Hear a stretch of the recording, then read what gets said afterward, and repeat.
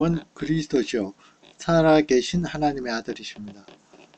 기독교 강요를 지난 시간에 우리는 해결을 했습니다. 해결을 하고 그것이 우리 지금 3권은 성령께서 우리에게 그리스도의 유익을 어떻게 적용시켜서 거듭나게 하고 또 우리의 삶을 이끄시냐 하는 내용입니다. 그래서 첫 번째 그리스도를 우리와 성령께서 연합시킨다. 성령이 그리스도와 신자들을 연결해주는 연합시키는 띠가 된다. 그로부터 그리스도에 대한 모든 유익이 우리에게 다가옵니다. 그리고 1장 4번에서 마지막에 성령의 사역은 믿음이다 하고 그 믿음을 일으킵니다. 그렇기 때문에 그 다음 장이 2장이 믿음이었고 믿음에 대한 정의 우리가 3위일체에서도 잘했습니다. 하나님의 자비하심, 진실하심에 대한 지식을 아는 것이고 그런 하나님을 아는 것이고 그것은 예수 그리스도에게 이루어진 하나님의 약속에 근거하고 이게 객관적이라면은 이것이 성령께서 우리의 지성을 통해서 그것을 깨닫게 하시고 마음에 인쳐 주셨다 이렇게 하여튼 믿음을 잘 정리를 했습니다. 그리고 믿음 다음에 믿음으로 말하면 칭의가 아니라 그리스도인의 삶을 나가고 그 첫 번째로 지난번에 해결을 했습니다. 3장에. 그리고 4, 5장은 로마 카톨릭 당시에 어떤 스콜라 철학이나 로마 카톨릭의 오류를 말하기 때문에 시대적 상황이니까 제외시켰습니다. 그리스도인의 삶은 오늘 하는 6, 7장이 6장은 그리스도인 생활 전반적인 원리를 나온다면은 그리스도인의 생활 우리가 회개에서 우리가 두 가지를 잘 봐야 됩니다. 지난번 마지막 하면서도 몇 번 강조했던 회개는 두 가지 측면이 있습니다. 죽는 것과 사는 것이 있습니다. 죽는 것은 죄에 대해서 죽는 것. 그것은 뭐 단순히 내가 제사함 받았다 하는 칭의와는 또 다릅니다. 새 생명으로 거듭난 씨앗이 자라가기 때문에 그 씨앗은 너희가 예수 그리스도로 오디보라 하는 의와 진리의 거룩함으로 새 사람으로 오디보라 새 사람이 심령이 변화되 이렇게 되어라 하는 처음에는 미미하게 보이지는 않지만은 참된 믿음을 가진 새 생명의 씨앗이 하나님의 성령으로 우리의 심령 마음 가장 깊은 곳에서 변화가 있다면은 열매가 맺혀지기 마련이고 그것이 바로 그리스도의 삶이기 때문에 칼빈은 칭의를 말하기 전에 먼저 그리스도의 삶을 얘기했습니다. 그래서 하나는 죄에 대해서 죽는 것, 다른 말로 한다면 죄에 대해서 더 민감해져서 죄를 계속적으로 버리는 실제적인 생활이 이루어지는 것. 또 하나는 사는 것입니다. 사는 것은 하나님의 의에 대해서 사는 것. 전적으로 하나입니다. 거룩한 사랑입니다. 하나님을 사랑하되 이제는 자기의 유익이 아니라 자기 스스로의 어떤 생활, 어떤 구원을 받았기 때문에 어떤 조건 이런 것이 아니라 하나님 자신의 그리스도 자신의 인격을 알므로 말미암아 전심으로 헌신할 수 있는 것. 그런 어떤 믿음, 사랑, 하나님에 대한 사랑이 있을 때 어떤 의미에서 하나님 주신 은혜대로 충교나 어떤 핍박 가운데에서도 믿음을 유지할 수 있는 그런 믿음을 가질 수가 있습니다. 하나님의 의에 대해서 하는 것, 이웃에 대해서도 자기의 유익이나 내가 이렇게 함으로 인해서 상대방이 또 이렇게 해줄 것이다 하는 그것이 아니라 이웃 자신을 위해서 오늘 또 나오지만은 그 자체를 위해서 사는 어떤 사랑하는 대로 나가는 것. 그것은 새 생명의 씨앗이 심겨지고 거듭난 사람의 가장 뚜렷한 특징입니다. 그것이 오늘부터 이번 이제 그리스도인의 생활 전반의 6장이 나온다면은 칼빈은 이렇게 죽고 사는 문제를 그리스도인 생활을 세 가지로 말했습니다. 7, 8, 9장에서 하나는 자기를 부인하는 것, 그리고 그 7장이면 8장에서는 십자가를 지는 것. 그 속에 다 포함되어 있습니다. 자기의 죄에 대해서 죽는 것, 하나님의 의에 대해서 사는 것, 거기는 하나님에 대한 것, 또 이웃에 대한 것, 자기 자신에 대한 것은 자기에 대해서 죽는 게 앞에 나왔죠. 이것이 다 포함됩니다. 그리고 그 7, 8이고 9장에서는 이 세상에 소망을 두는 것이 아니라 내세 장차 이루어질 완전한 구원, 내세를 명상하는 것, 거기에 자기가 참된 소망을 두는 것, 그리고 10장에서는 이것을 종합적으로 다시 정리를 했습니다. 오늘은 그리스도인의 생활 전체적인 원리와 그리고 7장에서 나오는 자기 부인에 대해서 거기까지만 하려고 합니다. 아마 19세기 정도까지 또는 20세기 초까지의 칼빈의 기독교 왕료나 아니면은 다른 어떤 신학적 논쟁을 가진 신학책들도 보면은 저자의 어떤 신앙을 직접적으로 표현한 것은 하나도 없어도 저자가 어떤 신앙을 가졌는지를 충분히 짐작할 수 있습니다.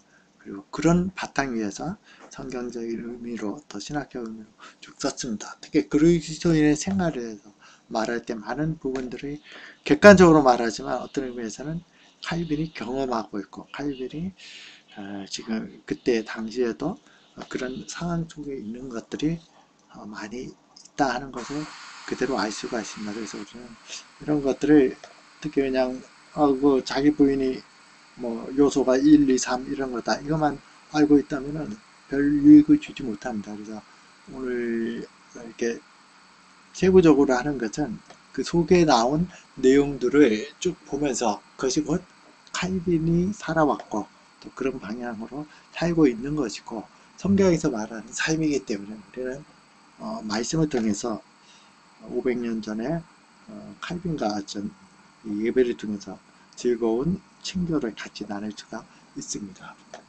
그리스도인 생활 앞에서 나왔다시피 거듭나는 이 중생의 목적인데 결국은 타겟입니다. 중생이 원하는 타겟이 무엇이냐 하는 것은 칼빈이 이렇게 말했습니다. 신자의 생활에서 우리 거듭난 신자의 생활에서 하나님의 의와 지금 의롭지는 않죠.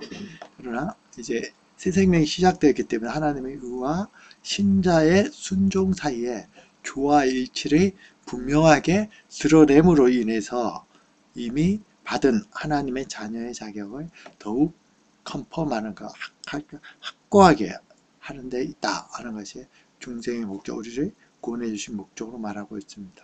갈라디아서 4장 5절처럼 율법 아래에 있는 자들을 속량하시고 우리가 속량을 받죠. 하나님의 아들의 명분을 얻게 하심이라. 베드로후서 2장 10절처럼 그러므로 형제들아 더욱 힘써 부르심과 택하심을 굳게 하라. 너희가 이것을 행한 즉 언제든지 실족하지 않으리라. 우리를 부르고 택했습니다. 이것을 굳게 하라. 이것이 분명해지는 것은 그것이 더욱 확실하고 완전하게 이루어지면서 우리 죽음과 그리스도의 재림이지만은 이 세상에서 하나님의 의와 신자의 순종 이 사이에 조화일치 하나님이 우리에게 바라시는 대로 우리가 순종하는 조화일치를 나타내는 것 그것을 통해서 새 생명의 씨앗이 자라가서 천국 비유를 예수님은 늘 어떤 씨앗에서 큰 어떤 것으로 옮겨지는 것 누룩이 퍼지는 것 이런 것으로 많이 들었습니다. 그것처럼 우리에게 있어서도 중생의 목적은 새 생명의 씨앗이 자라가는 거죠. 이것이 바로 구원받은 의롭다함을 받은 성도들 그런 의롭다함을 받은 성도는 이제 다음에 칭의가 나오지만은 성도의 상태, 성도의 법적인 자격입니다. 그런 사람이 가진 마음의 성량, 누구도 예외 없이 성량은 바로 이렇게 새 생명의 씨앗이 자람으로 인해서 하나님의 의에 대해서 하나님이 바라시는 것에 대해서 순종 사이에 순종함으로써 조화의 이치를 더욱 이루어 나가는 것이 특징입니다. 이 그리스도인들이 이렇게 생활하게 되는 동기에 대해서 칼빈은 두 가지로 얘기했습니다. 성경은 두 가지 양상을 우리에게 보이는데 첫째는 우리의 본성에는 의에 대한 사랑이 전혀 없습니다. 사람은 근본적으로 의를 사랑하지 않습니다. 오히려 불의를 사랑하고 좋아합니다. 그러나 우리가 거듭남으로 인해서 우리 속에 주입되고 확립될 수 있다는 것을 보여줍니다. 이것이 중요한 의미를 갖습니다. 우리가 일권을 할 때 사람이 타락을 하고 다 했어서 하나님을 더듬어 찾고 하나님이 계시다 하는 의식을 좀 잘하고 어떤 스스로의 어떤 의식이 있는 사람이면 알 수 있습니다. 그것이 바로 종교의 씨앗입니다. 그것은 하나님에 대한 완전 지식이 아니라 하나님을 알 수 있고 하나님을 수용할 수 있는 가능성입니다. 그리고 하나님의 원하시는 의에 대한 사랑이 일반 사람이 전혀 없지만은 하나님께서 터치하시고 성령에 의해서 물과 성령으로 거듭난 세 사람의 어떤 생명의 씨앗이 그것이 우리 속에 주입되고 확립될 때 의에 대한 사랑이 일어난다 하는 것을 말하고 있습니다. 그리고 두 번째는 이러한 의에 대한 열의를 가지게 된 우리가 정처없이 방황하지 않도록 준칙을 정하라는 것. 그래서 지금 나오는 칼빈의 예를 들면 자기 부인 십자가를 지고 하나님의 또 내세를 명사하는 이런 준칙을 정하라는 것입니다. 우리가 어떤 거룩한 삶을 살아야 되는 유일한 이유는 신구약 성경 전체에 떠서 하나입니다. 레위기처럼 너는 이스라엘 자손의 온 회중에게 말하리라. 너희는 거룩하라. 왜 거룩하느냐? 이는 나 여호와 너희 하나님이 거룩함이니라. 베드로전서 2장 15, 16절에서 오직 너희를 부르신 거룩한 이처럼 너희도 모든 행실에 거룩한 자가 되라. 기록되었으니 내가 거룩하니 너희도 거룩할지어라.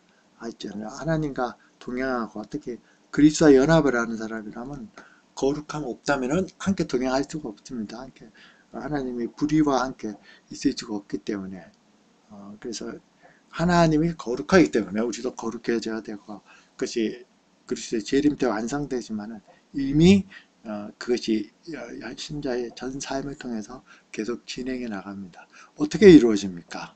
1장에서 했던 그리스도의 연합을 가지고 그 연합 속에서 이루어집니다.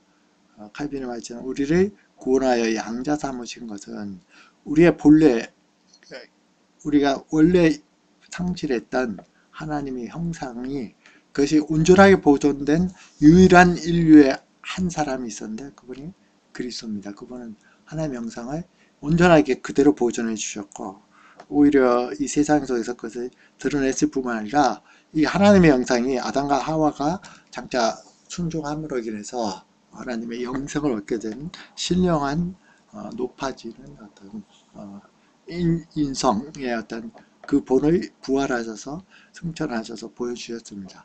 바로 그 그리스도 형상, 우리의 하나님의 형상 되시는 그리스도를 본받게 하라는 것이다 하는 것이고 이 그리스도를 본받는 유일한 방법은 어떤 고대부터 중세로부터 수많은 사람들이 사막이나 산 속에 가서 고행을 하고 그리스도를 똑같게 본받는다고 십자가를 지고 다니고 또 경우에 따라서는 십자가에 못을 박는 것까지 외적인 흉내를 냈지만 그것이 아니라 그리스도와 접붙여 있을 때 그럴 때 이것이 가능하다 하고 말해줍니다. 칼빈이 말한 것처럼 성경은 우리를 더욱 효과적으로 일깨우기 위해서 하나님 아버지께서는 그리스도 안에서 자신을 하회시켜 주셨고 고린도후서 5장 18절처럼 모든 것이 하나님께로 났으며 그가 그리스도로 말미암아 우리를 자기와 화목하게 하시고 또 우리에게 화목하는 직분을 주셨습니다. 그리스도 안에서 우리를 위하여 형상을 인치셨습니다. 그래서 우리가 그 형상과 같이 되도록 하는 것을 우리에게 알려줍니다. 이것이 참 중요합니다.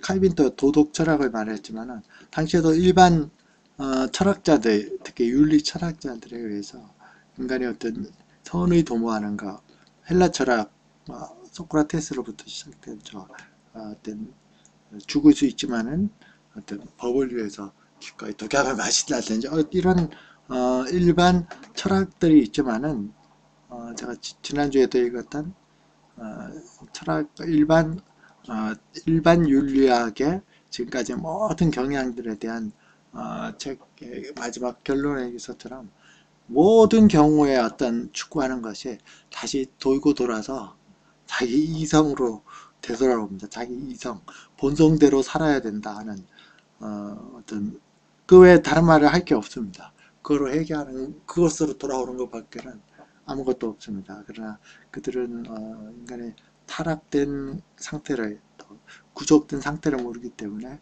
방황할 수밖에 없습니다. 그러나 그리스도께서 우리를 위해서 죽으시고 우리의 생명을 주시는 분으로 그와 함께 연합될 때 우리는 그리스도를 본받는 삶, 그리스도와 같이 단순히 그리스도의 의를 소유할 뿐만 아니라 그리스도와 동행하고 그리스도를 본받는 실제적인 심령의 변화가 이루어집니다. 그리고 이 믿음의 문제는 생활과 함께 이루어지는 것은 말과 혀에 있는 게 아니라 마음에 있다 하고 5번에서 칼빈이 중요시합니다.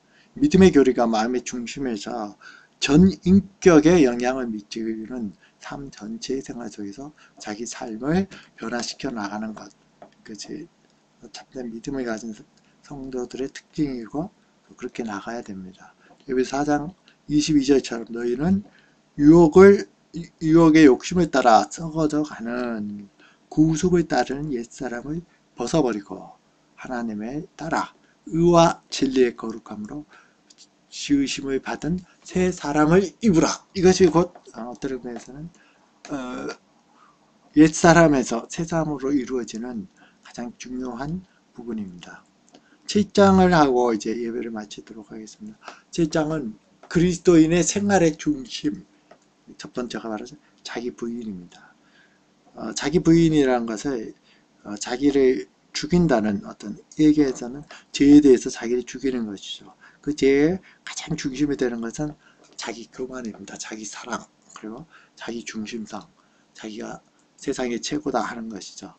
이것에 대해서 스스로 겸손이 계속 이루어지는 것, 이것이 바로 자기 부인입니다. 누구든지 이것이 전제가 되지 않는다면 하나님께 전심으로 헌신할 수도 없고 참된 사랑을 실천할 수도 없고 참된 평안과 참된 만족을 세상에서도 가질 수가 없습니다.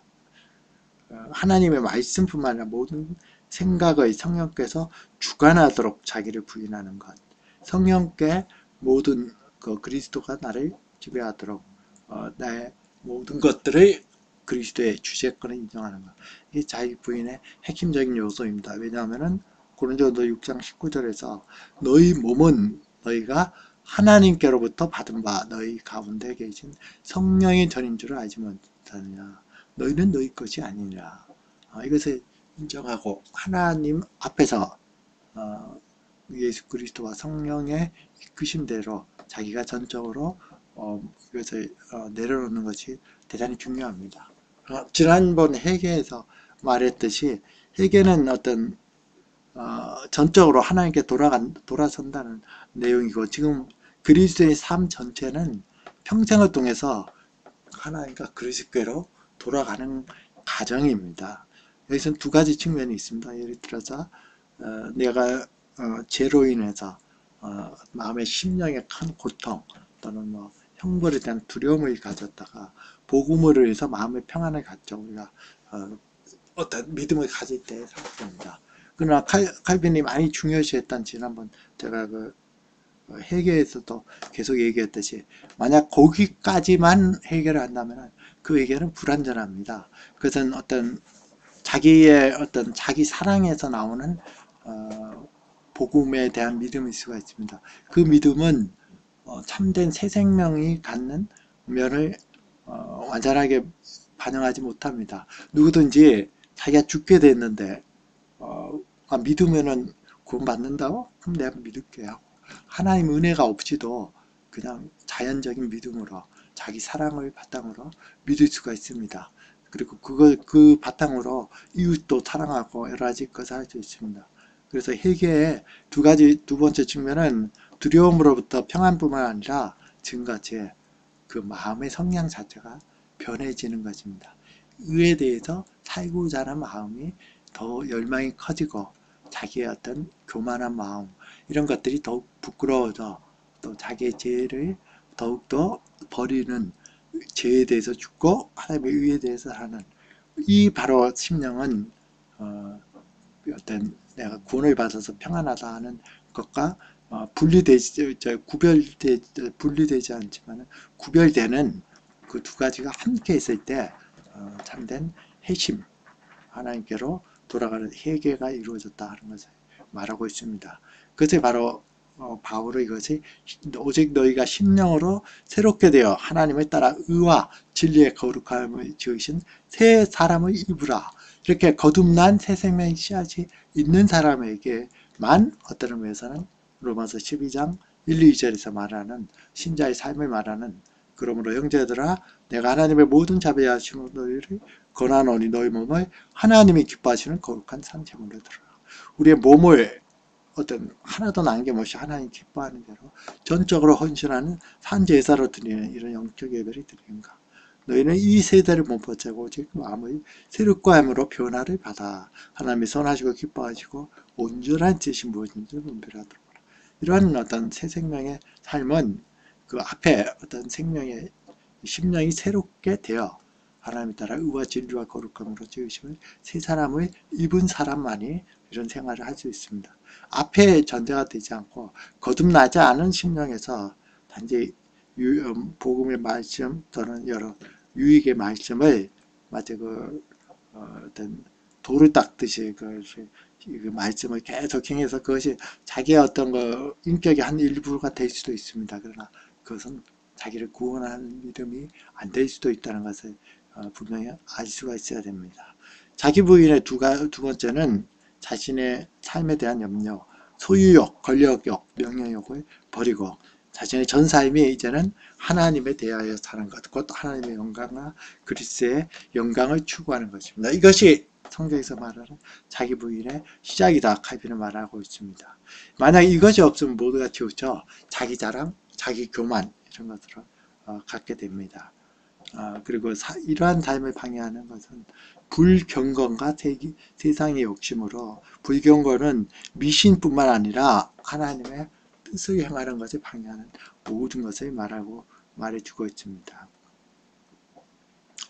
이러한 자기 부인은 하나님에 대해서 뿐만 아니라 이웃에 대해서 새로운 관계를 갖게 합니다. 칼빈이 얘기하는 말을 잘 들어볼 필요가 있습니다. 인간이 가진 원래의 성향은 이렇습니다. 우리는 우리를 침범하는 제약들을 사람에게 숨기려고 애쓰고 한편으로 사소하고 중요하지 않은 구실로 자기 만족을 빠지고 심지어 선한 일을 했다고 착각할 때가 있다.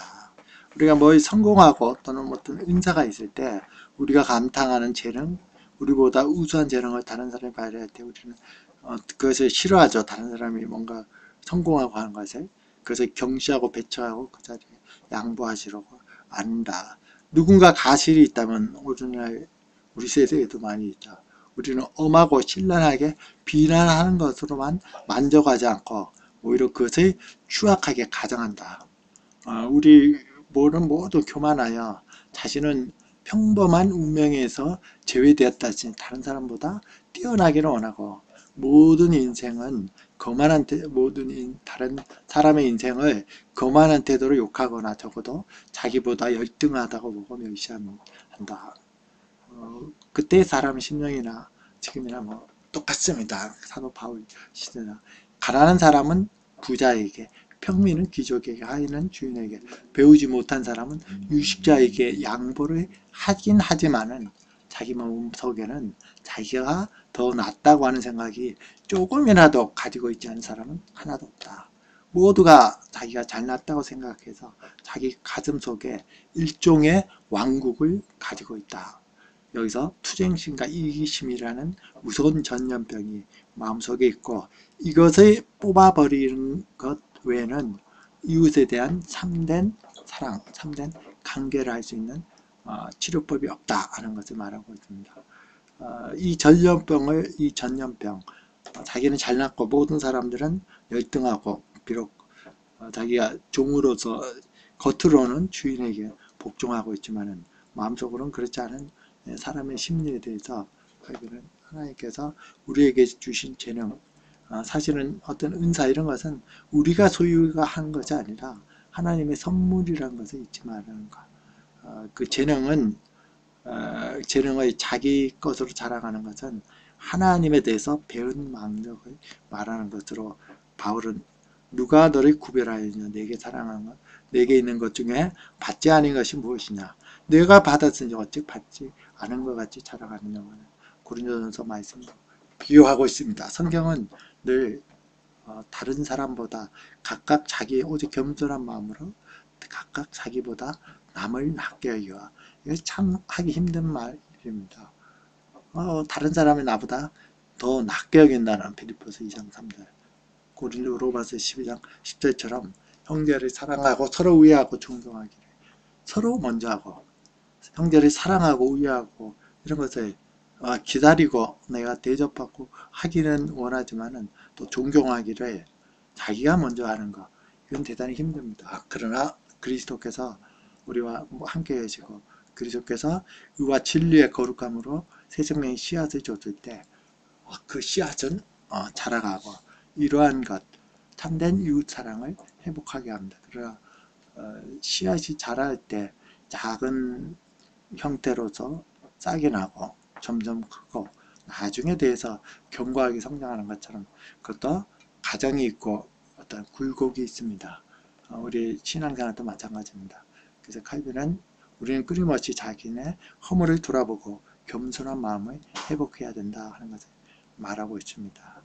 그리고 다른 사람들이 하나님에게서 재능을 받은 것을 보면, 이것은 어떤 사람들이 뭐에 성공했다든지 또는 어떤 것을 잘한 것이 있다면은 다른 사람은 각각 자기보다 낮게 여기라는 말씀처럼 진짜 마음으로 그 제목을 높이고 그 사람들을 존경하는 것이 우리가 받은 명령이다. 주께서 그들에게 명예를 주셨는데 우리가 그 명예를 그들에게서 빼앗는다면 이것은 큰 제약일 것이다. 우리가 쉽게 시기하고 그 아무것도 아닌 것처럼 무시하는 것에 대해서 칼빈은 큰 제약이다 하고 경고를 주고 있습니다. 그들의 허물에 대해서는 물론 좋은 말로 칭찬할 것은 아니라 간대히 대해주라고 우리가 배웠다. 결점이 있다고 해서 우리가 마땅히 호의와 존경을 대할 사람을 비난하고 공격을 하지 말라고 했다. 상대가 참 중요합니다. 상대가 누구든 간에 이대로 한다면은 우리는 간대하고 겸손하게 대할 뿐만 아니라 다정하게 한 친구로서 대하게 될 것이다. 진정한 친절을 체득하는 길은 하나가 있겠다. 진심으로 자기를 낮추고 남을 공격하는 것. 이것이 바로 자기 부인에 있어서 다른 사람과의 관계이고, 이것이 가능한 것은 스스로의 어떤 인간의 어떤 본성으로는 불가능합니다. 새로운 본성이 그리스도의 성령에 의해서 우리에게 있을 때에만 가능합니다. 그리고 어떤 칼빈은 다른 사람들의 어떤 평가할 때 그 사람이 어떤 가지고 있는 어떤 부족한 마음, 또는 뭐 우리가 요즘은 외모지상주의로 그로 다른 사람을 평가하거나 또는 뭐 가난한 사람 또는 뭐 장애인이나 하여튼 뭔가 많은 부족함이 있고 하다못해 어떤 허물이 많은 사람들이라 할지라도 그 사람들 그 자체를 보는 것이 아니라 그들 역시 하나님의 형상으로 창조된 하나님이 기뻐하시는 자들이다 하는 것에 대해서 칼빈이 많이 강조하면서, 그렇기 때문에 그들을 멸시하는 것은 그들을 지으신 하나님을 멸시하는 것이고 어떤 아무런 어떤 인정해 줄 만한 어떤 것도 없는 사람이라도 그 사람 자체가 하나님의 형상으로 창조되었다 하는 것을 보면서 그를 자기보다 낮게 여기고, 그리고 할 수만 있다면은 선을 행하는, 할 수만 있다면은 실제적으로 어떤 자기 재산과 또 자기의 어떤 수고와 또 모든 것들을 통해서 형제들을 돕고 이런 것들을 강조하고 있습니다. 하나님에 대한 부정은 이미 나왔던 것처럼 자기 부정은 하나님이 전적으로 자기를 지배하도록 하나님의 영광을 위해서 하는 것이고, 그리고 이 말이 중요합니다. 이제 마지막으로 제가 드리는 칼빈의 8절에서 나오는 잘못된 함정에 빠지지 않게 돼서 경건한 사람들이 취할 길이 하나가 있다, 이렇게 얘기했습니다. 하나님께 대한 자기 부정입니다. 첫째로 가장 중요한 것입니다. 주께서 주시는 복을 받지 않고서, 그러니까 하나님이 주시는 복, 하나님이 허용하시는 복, 이걸 안고서 다른 방법으로 번영하기 때문에 욕망이나 희망이나 계획을 갖지 말라고 권면하고 있습니다. 자기가 뭐 생각해서 계획하고 자기가 생각해서 뭘 모든 것들을 계획하고 많은 경우에 하나님 이것이 지켜주십시오 하고 기도하는 경우가 많습니다. 그럴 경우 이절에 하나님께서 우리에게 주시는 것, 하나님의 뜻이 무엇인지를 분별하는 것이 중요하고 하나님이 주시는 복으로 만족하는 것이 중요하다 하는 것을 말합니다. 끝으로 자기 부정은 역경을 견디는 힘을 준다는 것이 마지막에 그의 결론입니다. 신자와 평화에 있는 여기서 한정될 것이 아니라 현재 생활에서 당하는 모든 일에 미쳐진다. 자신을 주께 전적으로 드리고 생활의 모든 부분을 남김없이 하나님 뜻에 맡긴 사람만이 전적으로 하나님께 맡긴 사람, 두 마음을 품지 않은 하나님께 그리스도의 영광을 위해서만 살고자 하는 그런 마음이 자기에게 있는 사람, 자기에 대해서는 죄에 대해서 죽는 겸손이 겨우 깊어지는 사람, 이런 사람들은 자신을 불행하게 하거나 자신의 처지에 대해서 하나님에 대해서 어떤 일을 닥쳐도 불평하지 않는다 하는 것을 말하고 있습니다. 많은 우리가 병고에 시달릴 때 심한 고통에서 용기가 꺾이거나 불안하거나 초조하여 하나님의 기도하지 않고 도리어 하나님의 징계를 공정하고 인자함을 심을 생각하고 참고 견디게 되게 한다 하는 것을 말하고 있습니다.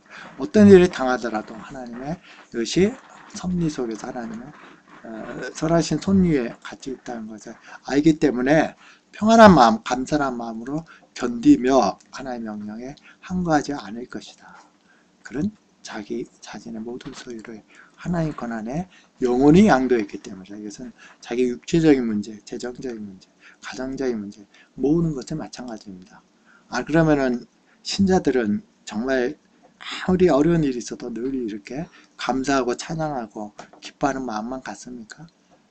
이것이 주된 마음이지만은 이제 다음번에 할 자기 십자가를 지고 해서 칼빈은 스스로의 어떤 신앙의 고백이라고도 할 수 있는, 그럼에도 불구하고 이런 평안이 항상 있는 것이 아니라 때로는 불안과 때로는 고통과 이런 것은 당연히 있기 마련이고 오히려 그것을 하나님께 울부짖어 아뢰는 것, 그것을 숨기면서 나는 어떤 거룩한 신자인 것처럼 그것을 표현해야 하는 그런 것보다는 오히려 그것을 자연스럽게 하나님께 아뢰고 그 속에서 하나님 뜻을 발견하기를 바랍니다. 그러니까 우리가 자기의 닥친 것이 그것이 불안하고 또 자기의 어떤 믿음이 흔들리고 이런 것은 칼빈도 마찬가지고 아무리 위대한 믿음의 사람들도 정도의 차이는 있지만은 그것이 항상 평안과 기쁨으로 그것을 극복한 것은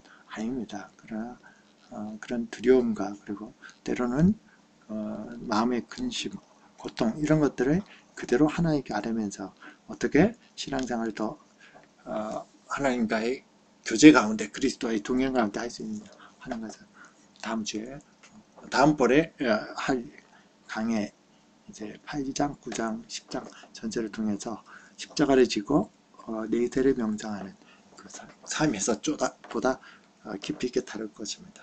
기도드리겠습니다. 살아계신 아버지 하나님, 우리를 썩어져가는 옛 사람의 구습을 벗어버리게 하고 우리의 심령 속에 의와 진리와 거룩함을 입은 새 사람을 그리스도의 형상과 같은 그러한 성장을 우리 속에 새롭게 하시는 거듭남의 역사를 통해서 우리가 복음을 알고 복음을 믿게 하고 의롭다함을 받는 은혜를 갖게 하심을 감사합니다. 새 생명으로 씌어진 중생의 씨앗이 이제는 우리의 삶을 지배하고 이끄심으로 말미암아 우리가 자기를 부인하는 삶에 더욱 적극적으로 있을 수 있게 도와주셔서 내 자신의 교만과 내 자신의 것을 자랑하고자 하는 내 자신대로 살고자 하는 하나님과 이웃에 대해서 교만하고 또 내 자신을 높이고자 하는 모든 마음을 사로잡아 겸손하고 죄에 대해서 교만한 마음의 모든 위선과 이런 것들을 벗어버리는 삶이 자기 부인의 삶이 더욱 깊어지게 도와주시고 우리 삶 전체를 모든 것들을 하나님께 의탁되고 하나님께 맡기는 하나님과의 동행 그리고 그러므로 인해서 하나님을 참되게 하나님의 영광과 그리스도의 영광이 우리 삶의 모든 목적과 방향이 되고, 그리고 그리스도의 연합에서 오는 우리에겐 없지만 그리스도의 주시는 참된 평안과 그리스도의 힘의 능력에 힘입어서